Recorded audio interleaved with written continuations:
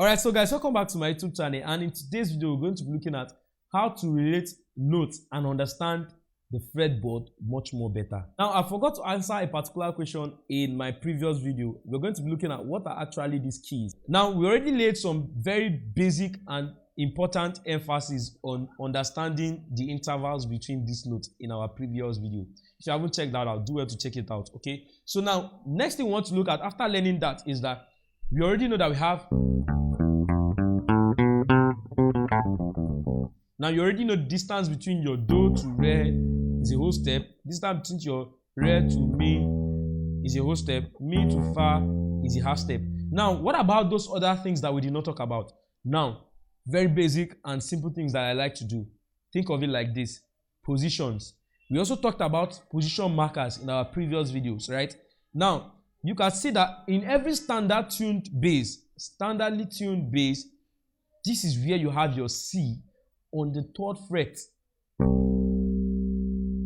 on your A string. That's where you have your what? C. Except if your bass is not tuned standardly, maybe -1, then you might have your C here. You get? When you say you tune a bass -1, it means that we will bring the degree down by 1. So instead of having your C here, it's going to be here. Like that. So if your bass is standardly tuned or tuned the right way, you should have your C here. Now, one thing you want to pay attention to is what are the notes in every fret on the standard tune of the bass guitar. So the bass guitar is tuned standardly on key C. You get? What it means is that whatever you're doing, every note is in its original state. Very important. I'm going to make emphasis on what I just said now. So I have an open A string which gives you La on key C, right? Now, when you're playing on key D, this same open La you played on key C will not be key A or will not be La, which means that it will not give you the La tone. Now, before we do that, let's define what a key is. A key is like the home base of the song, the center note that everything comes back to, the note that feels like home. If a song is in the key of C, it means that key C is the main note and every other chord and melody revolves around it. So from the definition of what a key is, this explains why I said that the bass is tuned standardly to key C as this place.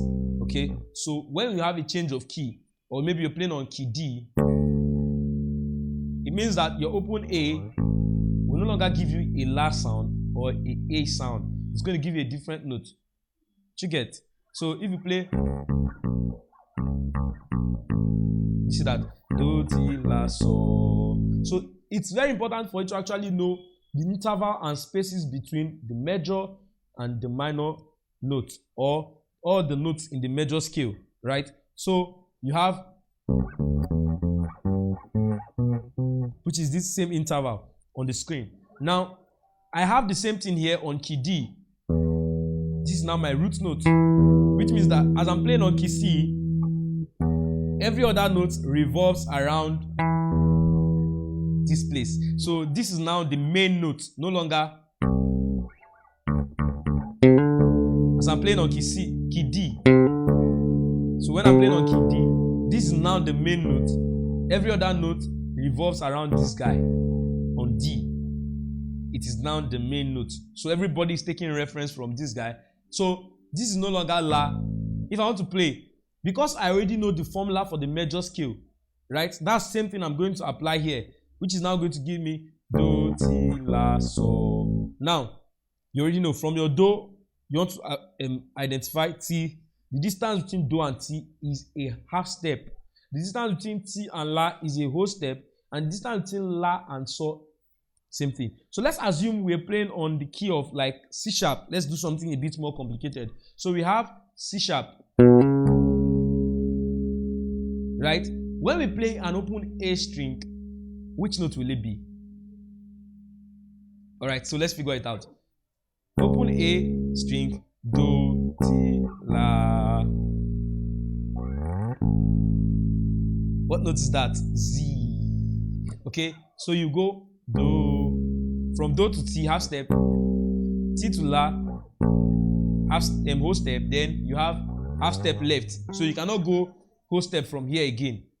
Do you see that? So you are going to play the note that it gives you. So understanding the major scale or understanding any scale on the fretboard or in music entirely solely depends on the interval. Now, subsequently in this channel, I'm going to teach you guys that there is something I refer to as 12 keys on the bass guitar because of this theory that I'm still yet to prove, right? I'm still yet to prove it very well. So you know that there's actually 12 keys in music. Since I can literally play, you know that there's actually 12 keys in the bass guitar that you can literally switch the same way the keyboard have to learn 12 keys. The bass also have to learn 12 keys because of this theory. Okay? It's very simple. Now let's get into learning how you can play the bass guitar. Oh, ching.